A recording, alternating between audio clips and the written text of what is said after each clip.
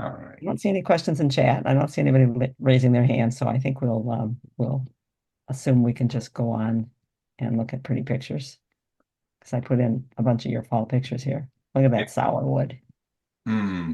Makes I'm, me want to try sourwood again, looking at how much frost there is in parts of the neighborhood yeah, versus in our yard. I think maybe we can get away with a sourwood. I'm pretty sure that one was in the Smoky Mountains too. The if we lose that striped maple, we had a herbicide along the lot line issue this year, and we seem to still be seeing effects on our striped maple. Let me see, Chris is not here. Who sent this one? Jean. Well, we'll have to tell Jean later. This Jean sent this in about her raking up the neighbor's leaves before they fall down. Good for you, Chris. I was actually looking at neighbors' leaves, at the new neighbors, and thinking I should tell them that they don't have to rake these, that I could just come over with my tarp, but at least they don't have to bag them. Jean sent this in. She said, my raspberries look awful. This is what you're looking at on the leaves of the raspberry here, and noticeable as dead spots with kind of a dark center in them. This is rust. Raspberries it's a fungus disease, and um, there are at least three kinds of rust that raspberries get. One of them lives in the alternate season. A lot of these rusts jump from a plant in the winter to a plant in the summer, and then back to their winter plant. And the winter plant for one of the rusts is the um, concolor fir. The alternate host for another one is barberry. And then there's another rust that they get that doesn't have an alternate host, it just lives on it. But it is a fungus problem.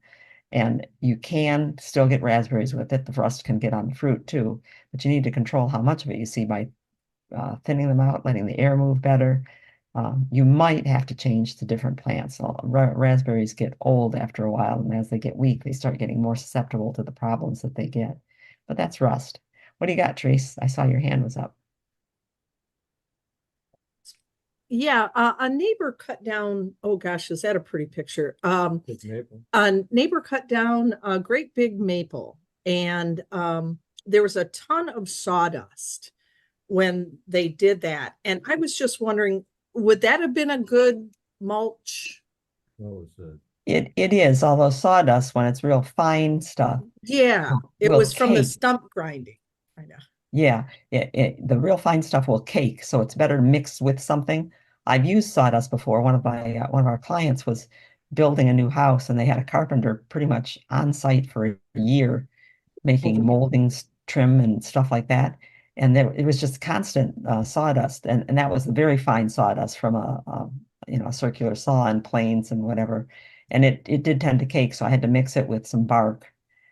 So just watch it, because if it cakes, then the water runs off of it rather than getting through it. Okay, thank you. And that picture is just beautiful. Where is that? Stephen, where'd you take that? Out in Connecticut someplace was that one? That Um, also was, I think that's actually a scanned slide, so that was quite a way while ago. way back when. I think he was out east then. I think I'd thrown him out of the house in a fit of rage over something that went on, and he was traveling around through Connecticut and Massachusetts and upper New York. But that's uh, Boston ivy, not Boston ivy, what do you call it? Virginia creeper climbing up the house. It's a distinctive color, that's that plant. That's Virginia creeper. Wait, no. Yeah, that's Virginia creeper also. So it can be redder or more purple. You can tell it's a grape relative when you look at that, and you can see why so many of them show up in the yard once you get one in the yard. Lots of fruit. Yep.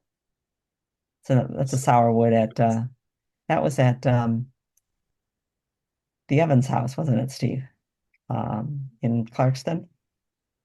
We put that underneath those big CCC pines that were branched. They didn't have a branch for the first 40 feet. Yep. Pretty little tree. Yeah, they are. Yeah, Are we ready to go? I think we are. Welcome to Free for All Friday, where everybody's welcome to come celebrate growing and cultivate problem solving. 23rd time for getting people together on Friday to talk. It is the end of October, so it's that fall theme right now. We're coming to you from gardenataz.org. I'm Janet McConovich. And I'm Stephen Nicola. As usual, we ask you keep your microphone muted and your camera off unless you want to ask a question. Because when you get, I thought I left that one in. When we get to any question period, you go right ahead and raise your hand, and we'll take you in order and let you turn your microphone on. But you can always chat a question whenever you think of it, and when we get a chance to look at that, we'll do that. There we are on a nicer day when we are together. We're not together right now. I am at our grandkids' house. I'm in charge of the grandkids this week. It was going to be Steve and me in charge of the grandkids, which would have been easier with the 4 grandkids, but 2 of them have a severe respiratory thing going on, and Steve can't afford another respiratory thing going on. So he's holding down the homes for it, and I'm running around here. I keep losing and gaining kids. I lost one to the football game at the high school, and then turned right around and gained 2 of them that I didn't even notice had come into the house. So I'm not sure that I'm the best supervisor in the world, but we're having fun over here. We're doing these Free4All Fridays in order to encourage people to talk and share information like we do at gardenatz.org. The whole idea is to let people know what other people are doing and thinking so that we all end up being gardeners for more than just our own garden and more than just our own years of gardening. We all end up ahead that way. And we're still working on getting things that we've written in the past put onto the site. And I'm thinking a lot, Steve, about how much we put into these Free4All Fridays and whether or not we should just go back to writing newsletters every week or every couple of weeks. It could be that when we Yeah, finish. could be time to do that. If you go to our site anytime, and please tell people about this, we'd like to foster a large audience and let people share the information a little bit further. So tell people about this and tell them all they have to do is go to our site and go to the Fridays page, and the link for our current webinar will be there on that page, and they can just click on the link or type in the number and into the Zoom screen, and they're with us. So are there questions, Steve, or should I just go right ahead? No, just oh yeah, one just came in from Barbara. I was gifted a whole bunch of cannas. Any tricks for overwintering them? The only trick is to try to keep them at 50-50, at 50 degrees and 50% humidity if you possibly can. And a lot of times that involves putting them in a box of sand or a box of crumpled up newspaper and keeping them in a garage against the house wall where water doesn't freeze through the wintertime. We found when we were working at the Detroit Zoo and at some clients' houses too, that the ground is a great insulator. And if you dig them into a deep hole, just like farmers used to do to keep their apples, so dig a hole 18 inches deep or deeper so that you're below where the frost is, and bury them outside. Mark the spot with something that you can easily pull up, and they'll be just like new, just like you put them in. That's the easiest way to keep them. But otherwise, you got to find just the right spot in the house. In our old house, we had a back room, kind of the entrance area, that had no vent from the furnace of its own. So it never got very warm out there, and it had a tile floor. We would just put them in a box, just on the floor in the back room. We didn't even have to insulate them with anything. I would check them about January and make sure that nothing was getting soft and take out any that were going bad. Because once they get dried out, they start rotting, and then just like having a bad apple in the bunch, they take others with them. Is this a tri-flower maple, Steve? 3-flower maple, yeah. 3-flower? Yeah, 3-flower. Yeah. Yeah. No, three-leaf maple, trifoliate. Well, whatever it is. Boy, that's a pretty color. I don't Yes. see very many of those around. No, that one's at Arnold. Connie says that her cannas work well in a styrofoam cooler with some peat moss around them in the basement root cellar.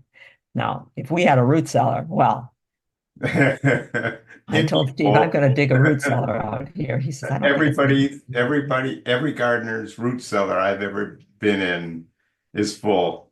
Yeah. Most impressive was Tony Resnick's. So, Well, yeah, he built his special just into the side of the yeah. hill.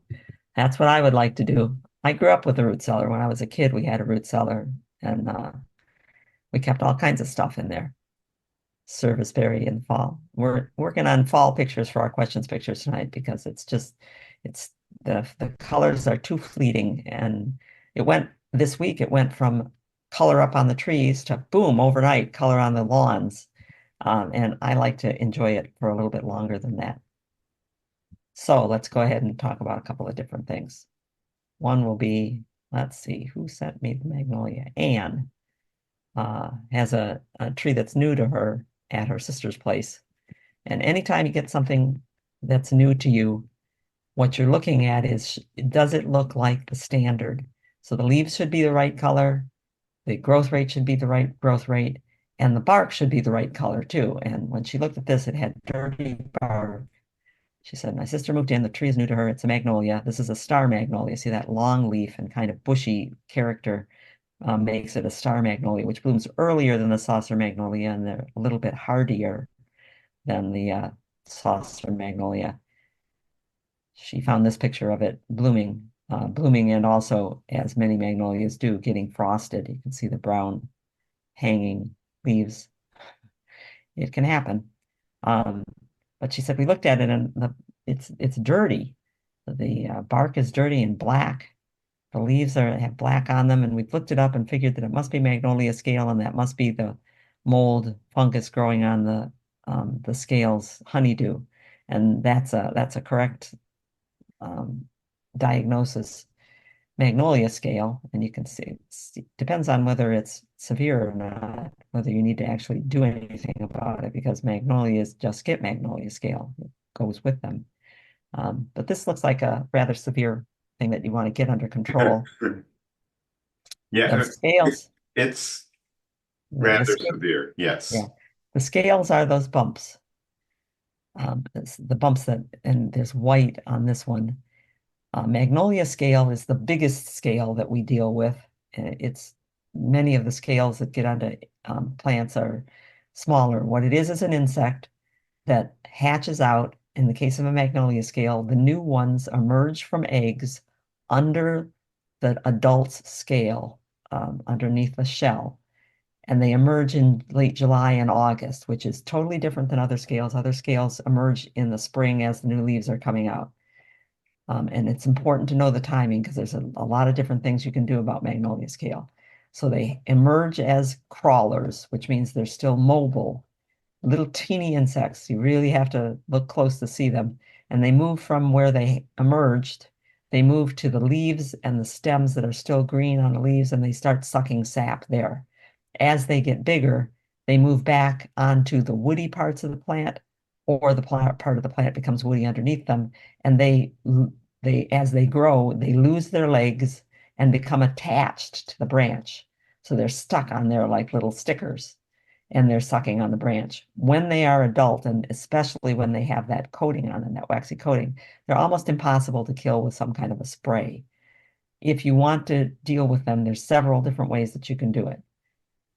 You can do nothing because you can wait for the predators to move in, because they will eventually.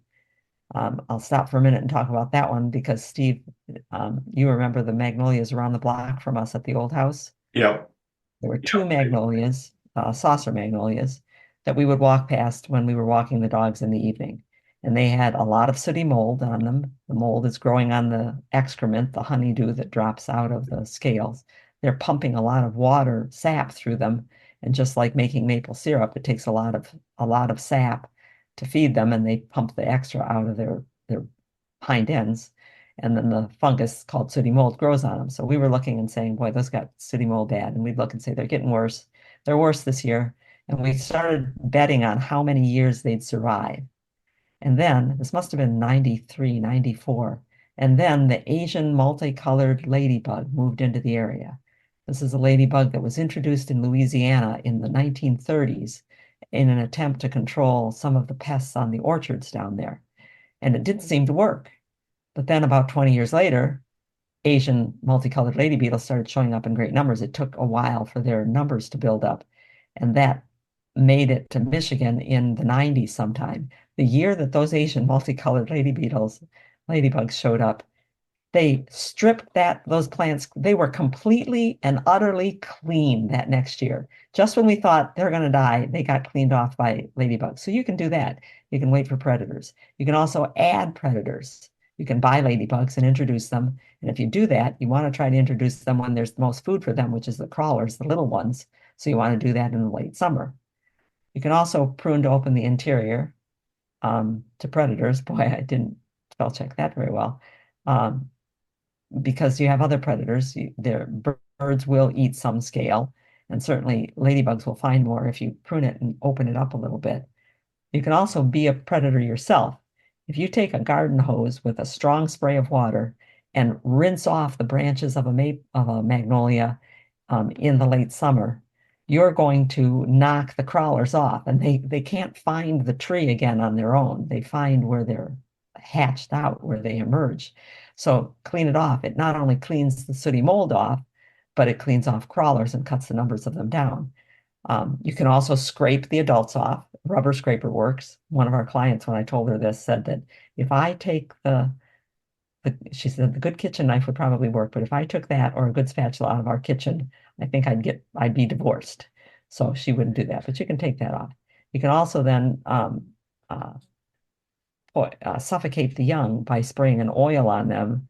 Neem is an oil, and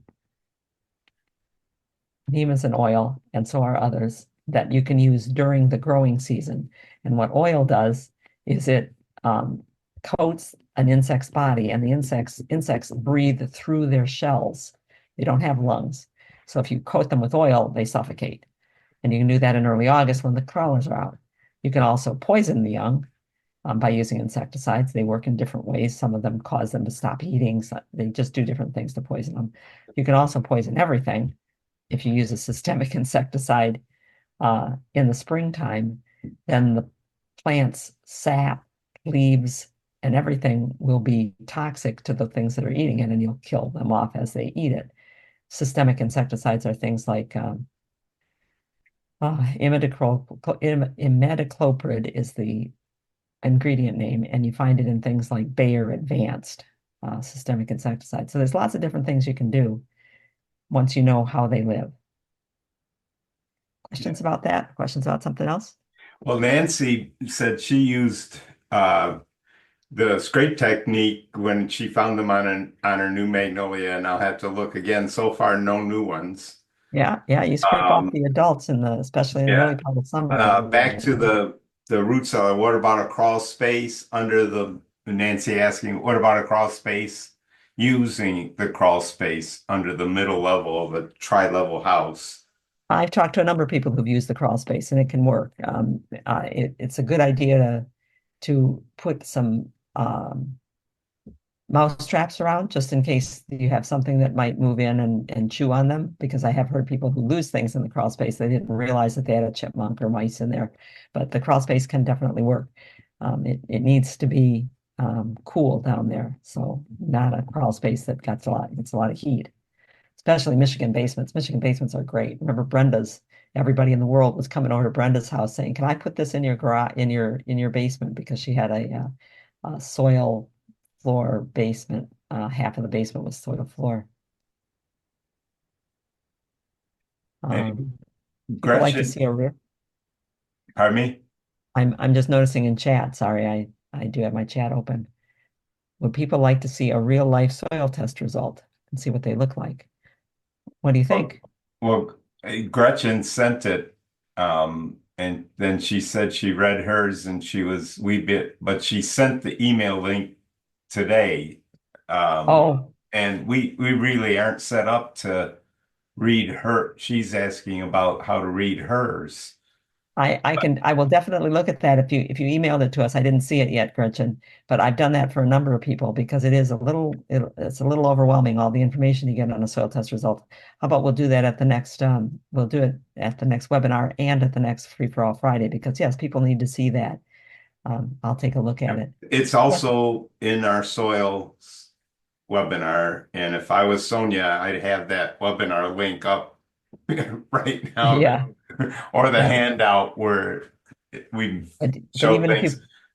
But even if you put both of us together, we aren't Sonia. Can't do it. No, Can't do it. Can't be. Yeah. Okay, good. We'll do that at the next one. Itea virginica. Wait, Itea? Itea. Yep. Virginia sweetspire. Like Little Henry people grow in garnet. It's a suckering shrub. And every year, where we had them at clients' gardens, I would find myself standing there in the late fall, in November, looking at this plant saying, look, are you going to do anything or what? I've left stuff around you so that you won't look lonely, but you got to go. And then the next day it would turn color, always late November. Beautiful plant. I do like Itea virginica. And this is the Asian counterpart of our native Lindera. What's Lindera called? Spice bush. Ice bush, yeah. We are just in love with the color that this turns in the wintertime and have planted them in various places. But in the winter of, I've forgotten what that bad winter was, 95, 96? No, Yeah. later than that. We had a bad winter and the main grower in the country lost their whole crop. And it took them a while to get them going again. We know that they've got bigger ones now, and so they'll be back on the market again because one of our client friends found one, and a good sized one too, at the grower in Ohio. It's a wholesale grower, so you can't go there to buy, but he managed to find a way to do that. Look at those colors. Therese is asking which spice bush? This is Lindera angustifolia. Angus meaning narrow, so narrow leafed or Asian spice bush, Lindera angustifolia. And you're going to be finding them now. We have a seedling growing at our house. It took We, 3 years to get going, but now it's gotten to 18 inches tall, and we'll see what happens. we also had the native one in our Right, yard we've got them too. both because we Yeah. don't know whether the spice bush swallowtail will live on the Asian one, so we have the other one too. I like the other one too in the spring. Um, I think that it is going to be Halloween next week. It's the start of what I call the holiday light season. Everybody starts lighting up the outside. And just a reminder that lights can have a serious effect on plants in a couple of different ways. And I won't show you pictures. I'll tell you that if you go to our What's Coming Up, number 12, I mean, way back when we first started, it was one of the issues that kept coming up and we decided to write about it. If you go to our homepage and click on What's Up, you'll see that in the upper corner there. You'll get to this page that's got the What's Up department. You will not be seeing, if you're on your phone, you won't be seeing this sidebar. But if you go down to the bottom of the page, you'll see this sidebar. And what you want to do is select, let me close something here so I can see what I'm telling you. Chink. There. You'll see ensemble issues. And that's where we keep all of the stuff that we've already written in newsletter form. And if you click on ensemble issues, it'll take you to this page where, again, you won't be seeing the sidebar, which is too bad because you can select the issues by season. The sidebar is way at the bottom of the listing that you just scroll down here on this page. And all of the issues that we've made are there in numerical order. So if we tell you that what's coming up number 12 has something good in it, if you go to Ensemble Editions and just scroll down the page, you'll come to number 12 with the warning that there's 300 some issues. And then the growing concerns, there's 700 of them below that. So it's a lot of scrolling if you want to get all the way to the bottom. But if you go to number 12, you can just look there, click on number 12. Everything we tried to give the highlights in a quick line behind them so you knew what was in there, like transplanting is in there, but lighting is in there. And when you click on it, you'll come to a page that you can download the whole PDF or read the issue, depends on how we put it in back when we first made it. But if you click on download the PDF, and sometimes it just says read, you can read it on the screen and you can choose to download it or save pages or do whatever you want to do. But go to lighting and help people know that they can't leave those strings of lights that they put wrapped around the tree. Don't leave them on there. Tell them about longwood, Steve. Yeah, they put them up and take them down every year because they can grow fast, some of the bigger trees.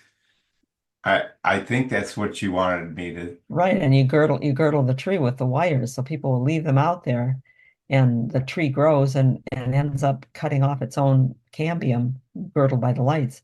At We've Longwood, they told us last time that because lights are so inexpensive now, that they cut them loose because it's quicker to take them off that way. But they take them off every single year, so don't leave them out there. And do Yep. consider the fact that some plants, especially the mums and things that are out there right now, they're reactive to light. It's more often a problem earlier in the year when people put out security lights and leave them on all night long. Oh yeah. But the light can change when a plant blooms and when it starts budding out. And some of those lights displays that we see now are pretty intense. There's a lot of light being thrown out there, especially with the new LEDs. So have a care for your garden. If you're growing things that are light sensitive, like very late blooming plants or very early blooming plants, you don't want to fool them and you don't want to leave the cords on things. Plus, if it's wrapped, and you have a lot of squirrels in your yard, you're just leaving something else for them to start chewing. They should have fuzzy rats, as somebody calls them, the fuzzy Yep. rats. Sometimes the panicle hydrangeas get a good fall color, and this year they're doing it. They're doing the nice yellowy orange butter color. This is a Paniculata grandiflora, or the PG hydrangea.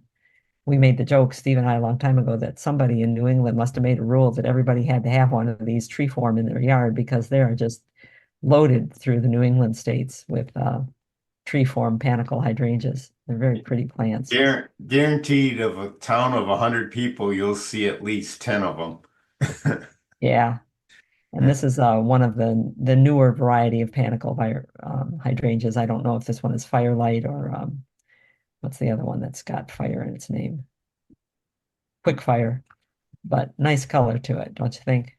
Nice color to that Yeah. plant. Nancy Okay, is the wondering, plants are now. sorry. No, go Nancy, ahead. Nancy is wondering, have we seen the Lindeer angustifolia locally at retail? Well, we used to see it. I We haven't gone used to. looking for it in the last couple of years, but Golden Walsh was the first place that I saw it, and that's in Pontiac. I then saw it in at Van Atta's, and where else did I see it? English Gardens had some one year, but I haven't been looking for it, so you need to ask around about it. But they're worth growing. They're like the other Linderas. They can be big shrubs, a good 8, 10 feet tall, but I think they're worth it. Teresa Okay. has a bunch of bulbs that were dug out earlier this summer. Do I have to get them in the ground or can I wait till spring? You can wait till spring on planting bulbs, but we're also hearing from, let's see, who asked about this? Lacey? Okay, she's been collecting seed, having a great fun collecting seed from plants and wants to grow seed from plants. And she says, are there any rules or is there anything, a place that I can look up when I should best sow these various perennial seeds? A lot of people I know are collecting milkweed seed and helping spread them around. Hopefully not in your own controlled garden because it's an uncontrollable plant. They need a place like this to grow. And there are some basic rules. Bloomed set seed by midsummer, sow right away or store clean, cool, and dry. Okay, so if the plant that you've collected seed from ripened its seed by midsummer, then it can be sown right away. Those are the plants that come up as, well, weeds. They come up all over the place, and they have the chance to grow for a little bit before it gets cold and get killed, so they can get a jump on the next year. But if it sets seed in late summer or fall, those are plants that you need to sow that seed right away. It's not going to sprout right away, but you need to sow it right away because those are the ones that need winter. They need to be told by the temperature and the moisture that a certain number of hours are passing in that condition, and various chemicals in their seed coat break down only in those conditions, so they're ready to sprout by spring. So if they set seed in late summer or fall, either put them on the ground outside right away or put them in a place where it's clean, where you've cleaned off the chaff off of the seed, and you keep them cool and moist, which means that you're going to keep them maybe with um, laid out on a moist paper toweling that you slide into some plastic and put it in your refrigerator. That's a great way to represent winter and remember where the seeds are. And then if they've got a hard seed coat, lupin has a hard seed coat. Kentucky coffee Turkey tree has a coffee hard tree. seed. Not Blackberry lily has a hard seed coat. It's a good idea to soak them in lukewarm water overnight before you sow them, or nick the seed coat or braid them, put them between two pieces of sandpaper and roll them back and forth, because those are seeds that are going to wait until they break down for a little bit. So those are the basics. But whoops.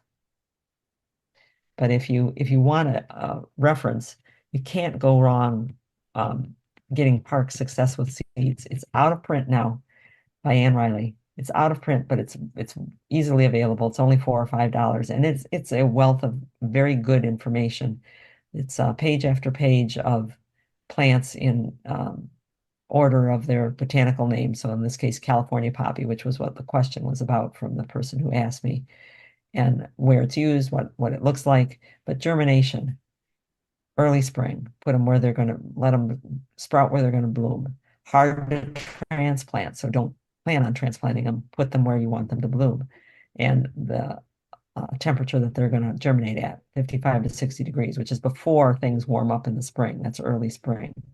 And maybe most important, every one of the plants shows you what they look like when they first sprout, which is really important when you're sprouting plants you've never seen before. Because is that a weed or is that something I want to keep there?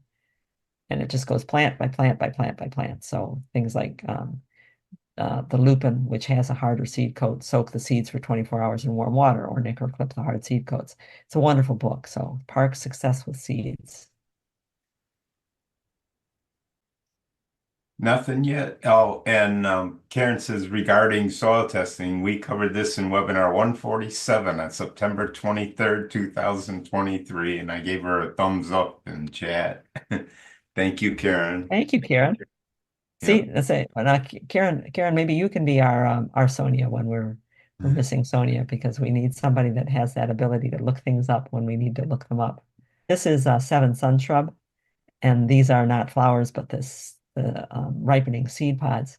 Steve and I first saw seven sun shrub at this point in the year in late October at the Arnold Arboretum. I think we saw the first one that the Arnold Arboretum had grown in their test garden. And we were standing at the chain link fence staring through it going, what is that back there? We then asked Mike Durr, we said, what were we looking at? It was in the experimental area and fenced off from us.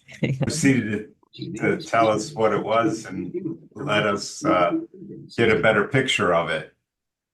Her volume was overriding mine even while I was talking. It's right next but yeah, we spent a little time with Mike Durr at Arnold Arboretum trying to convince him to come to Detroit in the winter to give a talk, and he didn't do that, but it was sure a great day. Janet got he moved from Illinois down to Georgia, and then he did not want to come anywhere in the winter when it was going to be cold again. Not again. What a great guy. Yeah. What a fantastic guy. And he works with his wife too. It's a good pair of people. All right. Voice, my grandson and his friend are sitting in the hot tub. The TV out there. There's a TV at the hot tub, Stephen. Do you believe it? No comment. No comment. It appears to be synced with the one at this desk that I'm working at. Yeah. Okay. Overruling the arborist. Nancy will know about this. Whoop. She. Nancy and David did ask about this, and she said we disagreed with the tree trimmers. The professional tree trimmers that's from Save a Tree showed up to trim, but it had rained and it was still wet out there, and we told them, no, we don't want you to trim. They then sent me an email and said, was that right? Was that okay? And yes, it is sometimes necessary. It is not, you are not able to stop the people who are doing easement pruning. They are going to prune whenever they're going to prune, because people being out of power is two important things. So if that hurts the tree to prune when it's wet, they'll still do it. But if it's your own trees that people are pruning, you do not want to prune when it's wet. All of the arboriculture books say it's not a good idea. You spread fungus and disease that way. There are worse times. In the springtime, there's more fungus spores around, but they're always around. What did Marshall tell you when you were getting your degree, Steve? Didn't he say proper cultural practices always? Always. Always. You don't make exceptions and say, well, that's okay. We got a whole crew out here and it's our only day to do it. You say, no, we're not going to do that to my trees. So don't prune when it's wet is a rule that stands all the time, especially plants that get diseases of the wood. And you can transfer them from tree to tree, from branch to branch. You don't want that to happen. Questions? Time for questions if we got them. Nancy said Save a Tree did a good job for her today. It was nice to try when they did it. Yeah. Yeah, there's the real like Steve and I know we don't walk on wet soil, but there were some wet springs when we got to do something. We got too much work backed up here. So we owned a lot of plywood strips and we would make ourselves walkways and wheelbarrow on walkway, anything to save the soil from being compacted in the wet. And it cost extra to do that and it took extra time to do that, but you got to do things properly. Um, Therese wants to know how to store her bulbs over the winter. Oh, about those bulbs. Sorry about that. Let's go back to the bulbs for a minute. I think I'll just go to the pictures. Um, some bulbs, if you plant them in the spring, are not going to have enough time to grow roots and get enough support to nutritionally support a flower. So they'll come up blind or with very small flowers. Tulips are one that tend to need more time, and daffodils can need more time. If the ground is not frozen, you can plant them as late as January or February, and they'll probably still have enough time to bloom, and they might bloom later than other bulbs will, which sometimes can help continue your color. So you don't have to plant them in the fall, but it's the best time for us, for people to be out there trying to plant them. And some of the bulbs, let's see which ones. Tulips and daffodils need the time, but some of them need an even longer time. And some of the ones that someone was asking about, Eranthus and snowdrops, Galanthus, may need more time than other things do. So I know that how long did it take for those colchicum fall crocus, Steve? We planted fall crocus late. They had already bloomed and finished blooming. So now they're going to sit until spring and make leaves next spring.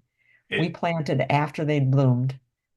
It must have been late October, early November for a garden we were doing late.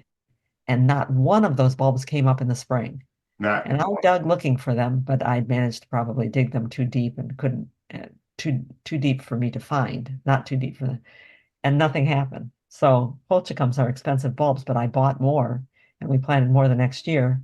And the next year, so 18 months after I planted them, boom, all those colchicum came up. So what they did is they got pushed into dormancy by being too late. So there are some that'll make a difference, but most of the ones that people plant, like the crocus, daffodils, and tulips, you're fine planting as long as the ground is thawed. And if you've got to hold them until then, if you can hold them in a refrigerator crisper drawer, that's ideal. If you can't hold them in the crisper drawer, hold them someplace where they're not going to dry out or get too warm. And that's usually going to be that same problem as finding the place for the cannas in a cool garage or something like that. yeah, Um, nothing new. let's look at little trees. Because a lot happened when I think Teresa asked the first question, or maybe Mary Ellen, both of them had the same kind of thing. How much damage can a young tree trunk take? This was Mary Ellen's weeping cherry. She said, "Do you think a deer did this?" I said, "Yep, that looks just like a Oh deer yeah, trunk rub." the hunters look for that. They Yep, they want they see that they know there's a buck in the area. yep. And can the tree survive, or should she get a new one? I said, "Well, a fast-growing species like cherry and a young tree like that might well be able to recover. We've seen trees do it. What they have to do is grow new cambium along this edge in between the bark that's still there and the damaged part. And that cambium has to grow fast enough year by year to meet from side to side and grow over the damage. And they can do that if they're fast enough growing and in good enough shape in terms of roots and nutrition and lighting and that kind of thing. There will always be a weak spot in that wood. Um, this is to the point of the live edge Detroit and those pieces of wood that they took out of city trees. There were big areas of brown resin filled wood inside some of those trunks that were damaged like this. And for a long time after they seal over the damage with new cambium, they're still susceptible to cracking right there, and you get a long vertical crack because the dead wood inside doesn't freeze and thaw at the same rate or shrink and swell at the same rate when the weather changes as the cambium outside of it does. So sometimes you get a long vertical crack, but it's worth trying with something that's young. And we've seen bigger ones than that grow over it. Therese, meanwhile, had asked about what could she do, not a buck rub, but the support she gave to her little willow, which she likes a lot, where she had the support, which is, see the wire with the foam around it, had rubbed and damaged the trunk. If that's only partway around the trunk, it's a fast growing plant, willow, and it could grow past that. This is a good example of, we tell people, don't use wire or anything thin like that, thin, narrow, to support a tree trunk. And if you do, don't do it tight. But people think that if they put it through an old piece of garden hose or a padding, it will make a difference. But the pressure is still on a narrow band and is still going to rub the bark when it gets to the point in the spring. They call it when the bark slips. And I mean, it slips. You try pulling out some of these seedlings like say box elders or mulberries get into your garden at a point in the spring when the bark, where the new cambium cells are growing and the sap is flowing readily. If you try to pull them up, you can actually shred the bark right off of them, and that's when most of the damage happens. So go ahead and support it, but support it in some way that's not going to affect the trunk. This is one thing you can do. You can stake the ball. You can give the roots some support, and there are ways that you can do this with a stake next to the ball and across the top. This is one that we did this on a couple of trees out on dunes on the ocean. So the stakes are in outside the ball. They're wooden stakes, so they will rot away.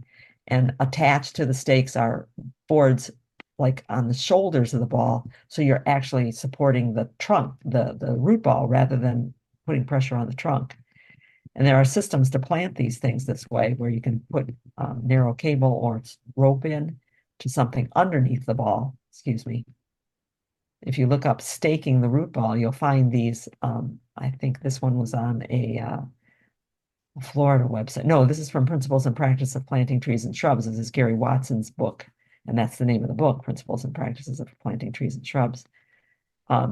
This is from Ed Gilman down at University of Florida, or was it Florida State? Ed Gilman is a wonder, and he, like us, is not going to be there forever. But that's what we did to the trees on the ocean to keep them from falling down. So stake them some other way. And while we were on small trees, it seemed to be small. Oh, got Go something. back, go back two pictures Okay. there.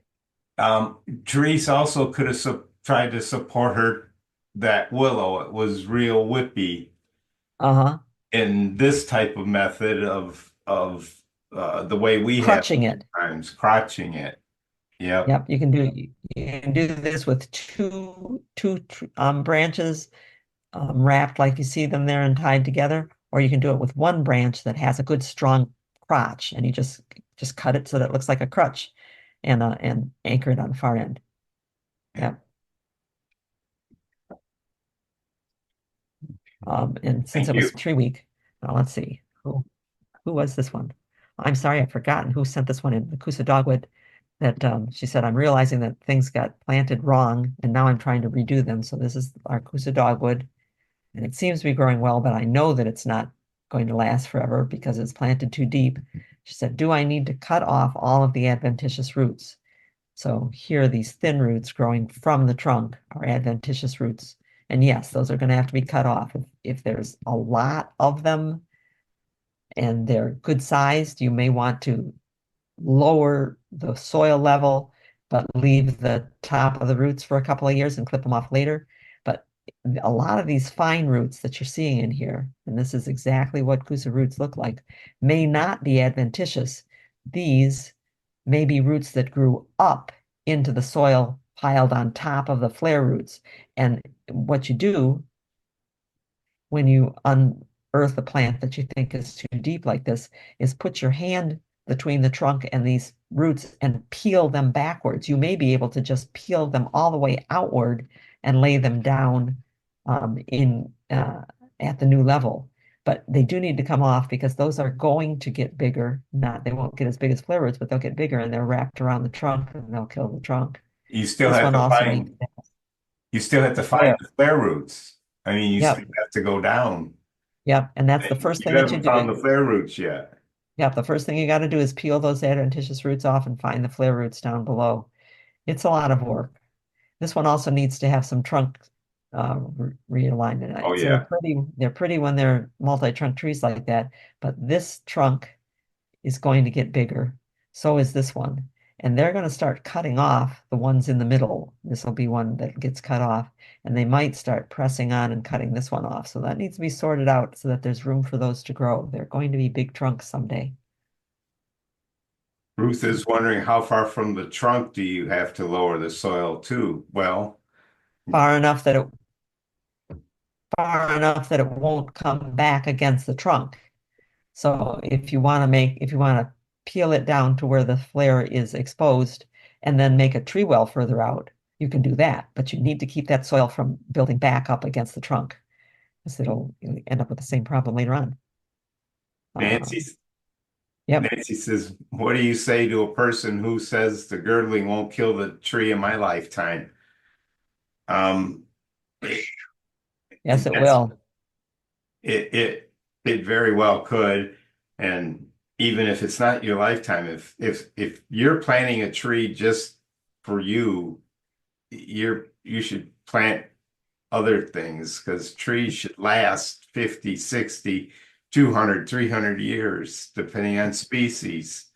And Yeah. you get trees that look like this that are 20 years old, you Well, know? this is the point. People say it won't kill the tree, but go to any supermarket parking lot or mall parking lot or commercial building parking lot and ask somebody when those trees were planted, and you'll see trees that are still only 6 inches in diameter and they're 40 years old. And they're being kept that way because they're girdling their roots. These are sassafras with girdle roots, and they should be, because they're nearly 50 years old, they should be 3 or 4 times as big as that and healthier looking in the summertime. But they're Yep. not. So it's not just that you're killing the tree by girdling it, you're affecting its growth all of the time. You're making it more susceptible to insects and diseases because it's weaker. You're making its show of flowers and fall color less. So that's what I say to people who say it won't kill it in my lifetime. I go, it's not the killing that's the only thing to worry about. It's the slowing down in every aspect. Yep. Barbara, Sassafras is very, yeah. See, there's an older sassafras. Look at the size of the trunk on that sassafras. Sorry, what's yeah, Barbara say? Barbara has a Seven Sons plant. Bought, I bought one, but it is very small, less than 12 inches, more of a shrub than a tree. Do I just let it grow more and then prune to one stem that hopefully will harden? Is it a fast grower? They are fast growers, seven sun trees, and they are all ugly ducklings when they're little. They are unutterably ugly. They're sticky and there's branches sticking out all over the place. You have to let them grow and then select a piece. Or if you want to go and let somebody else grow them for you, remember that you've got to straighten out the root system when you get it because they grow fast, and that means their roots grow fast and get tangled up real quickly. But they do grow quickly, sometimes 5 or 6 feet a year Yeah. once they take off. Ours is, how long ago do we put it in? 3 years ago, Steve? Yep. Years ago, it's probably 15 feet tall now. It was about 4 feet tall when we put it In in. shade. And I have cut two main trunks off already, and I'm still working on it to get it to the point where we want it to be because I don't want to cut it all at once. Yeah. I, and Take, I've actually asked it to form a trunk more in the center in one case. So I cut it, let it grow some new branches, and then cut it again. Sorry, Steve. take your time to prune out those branches until they really, you pick the one you want and then let the tree grow, get more better root system with the more leaves, and then eventually thin them out. Stephen, do you think we have pictures of it when it was younger? Of If what? you of the our seventh son, if you wanted to take a couple pictures of our seventh son now and also when it was younger, we could put that into one of the next upcoming talks. Oh, I'm sure I do. Okay, we'll put that, I'll put that on my list. I should never say sure. There's certain words you should. I'm 90% sure I do. Okay, okay. Yes, you could leave Gretchen asking, can you leave it multi-stem? Yeah. Sure If you the can. stems Yeah, have room to grow, and even yep, if they don't, it's your choice too. yep. I had to cut one all the way down to the ground because it had gotten a problem on one of the main stems. So I just saw it took me quite a while. I just saw it all down. It was probably 20 feet tall, and the trunks were 6, 7 inches in diameter. And it grew 4.5 feet in a bunch of new sprouts the first year. And then I just had to sort out which ones we wanted to keep. Yep. Okay. Nothing. Um, so Marilyn, I'm not sure if Marilyn is here because I closed my participants window to make room on this screen. But Marilyn sent us something about latitude comparisons, which is very interesting. And there were a couple other things that came in this week that I didn't have much in the way of pictures for. When we talked about, did we talk about, Steve, color, local color? We Yep. were comparing for people who was as far north, for instance, England, which we think of as being warmer than us. England, London, is London on here? Here, London. Yeah, it's so There's far. London. It's over in London, BC, yep. not London is BC. equivalent No, to here, which is, I think we figured that it was Alberta. something like 810 miles north of Sault Ste. Marie. And yet it's warmer than we are. And, Detroit is the same place as Marseille is in France. And if you look at where Beirut is, there's Beirut and Tehran are there like our southeast coast. It isn't just how far north you are that makes a difference in what you can grow. It's things like London is warmer, even though it's so far north, because it's surrounded by the North Atlantic Drift, which is the end of the Gulf Stream. It's surrounded by warmer water. But yeah, pretty cool thing to look at, especially when you go traveling. And I think it was Mary Ellen who sent this. She said, "What mushroom would this one be?" This is called cap, shaggy. I put its name there again. Shaggy mane, also called inky cap or lawyer's cap sometimes.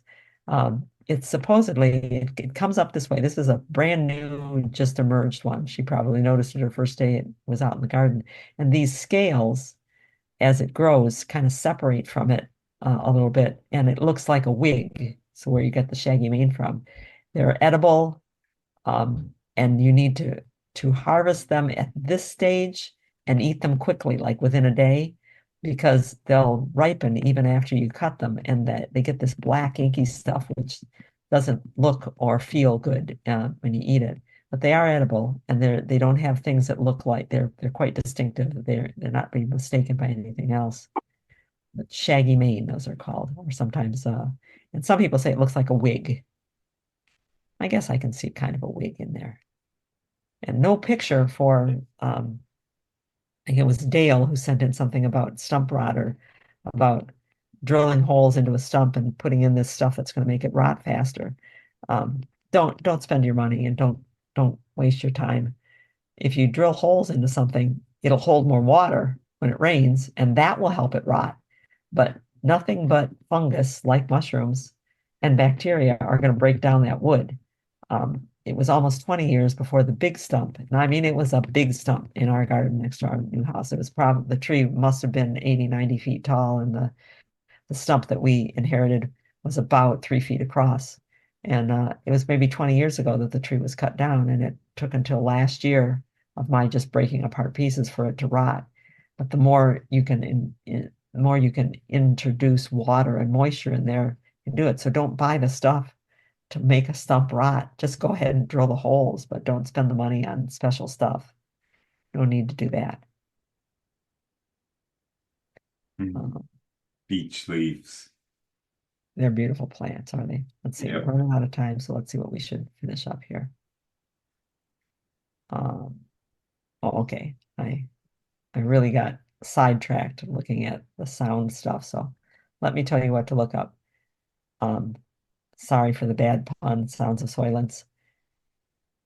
I told you a while ago, we told you a while ago about the light eaters, the book called, whose title is Light Eaters, as in sunlight eaters, plants, and a whole look at the current research going into what plants can feel, hear, see, and now we're looking at what soil sounds like. It's called sounding soil. And if you went to the sounding soil, I think it's .com, it would take you to these YouTube the recordings that they're putting up. This is being done in Switzerland, Germany, Australia. They're looking for, are there ways that we can more quickly test the soil for life in the soil and biodiversity? So they're putting specialized microphones, on a probe down into the soil.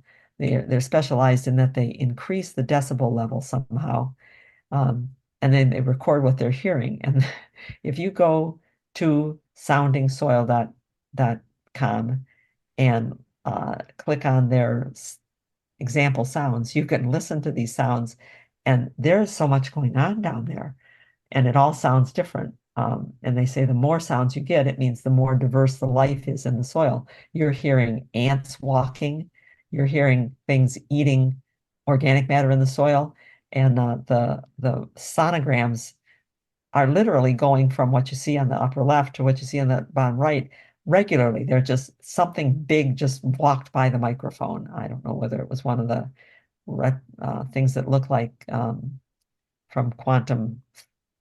What was the Marvel movie with where they went into the quantum realm? Huh.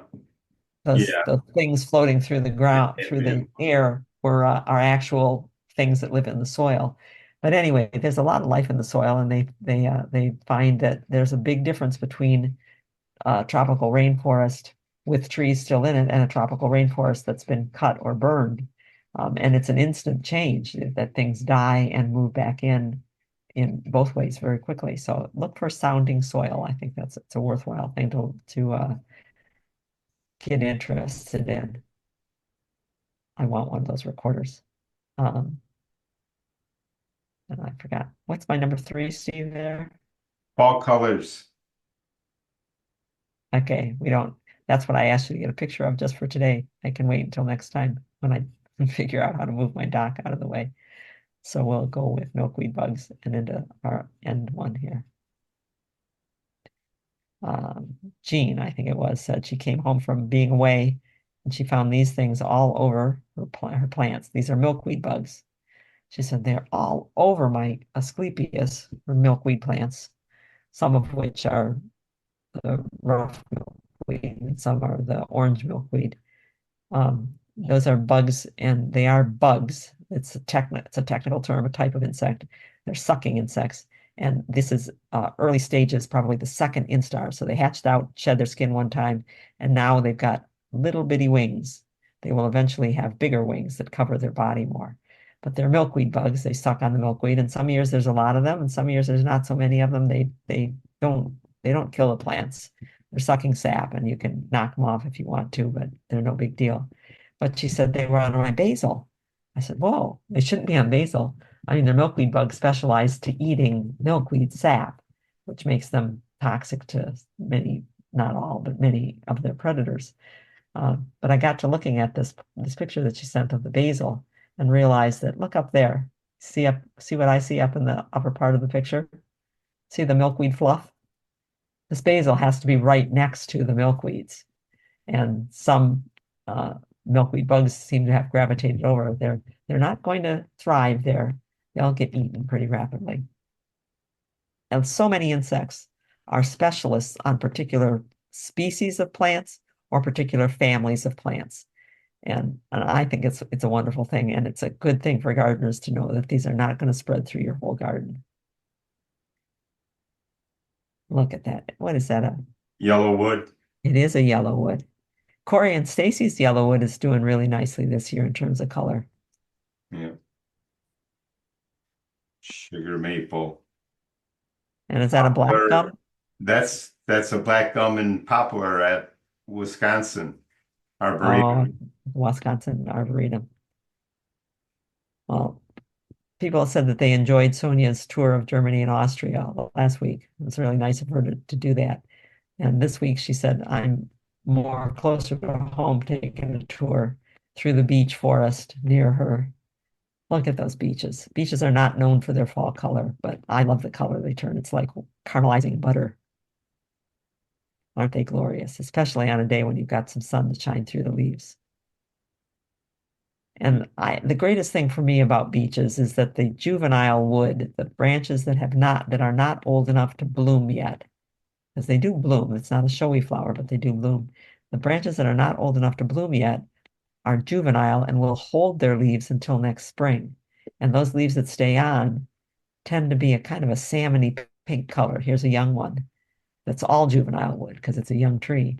And it's going to hold those leaves through the winter. And I think that's wonderful, which is why a beech hedge is nice, because if you keep beeches small and keep cutting them as a hedge, then they always have juvenile wood, which means they always have leaves on them in the wintertime. And they are almost like an evergreen hedge, which is a nice thing to have. Indeed, indeed. Indeed. So unless there are other questions, we're going to Just sign off right on time for once. Ruth just made a comment. She didn't have any of the milkweed bugs Yep. this Some year, years, but lots a couple of years ago. And then some comments about late fall color, beautiful black gums, Woodmere Cemetery in Detroit. And Woodmere, oh no, Elmwood, I think. Elmwood in Detroit is having a tour of famous women's trees. graves, I think. Oh, Yeah, pretty cool. yeah. Japanese maple and lace leaf sumac. Pretty good color combinations. Or Which, Fothergilla. oh, Fothergilla. Yep. Yeah. I was wrong. Sourwood with the seed pod still hanging on. It's also called Lily of the Valley tree because of the way that the flowers and then the seed pods dangle. On that sourwood, you could have one that's that red all the way down to that very deep maroon that we showed earlier. Yep. Oh, I know what fall Anyway, color then. I Yeah, guess. we'll definitely do fall color next time. All right. So that's it for Free for All Friday, number 23. Thank you all. Glad you were here. Glad you were here with us. The next time we'll do a Friday evening will be November 8th, because remember, next Friday will be right before a webinar, and we don't do a Free for All Friday right before our Saturday webinars. And you can join us on that Saturday morning if you're a subscriber. If you're not a subscriber yet to our webinars, send us an email. We can let you try out one. We can sign you up for several or for the season. You're supporting us that way to do it. And the next time that we're here, Saturday, November 2nd, we'll be talking about extending the season, ways to keep things growing or start things growing early. Thanks a lot for being here. Thanks, Steve, for anchoring that in so well. I And we'll tried. see you next time. We'll see you next time. Bye-bye all. Ta-ta for now.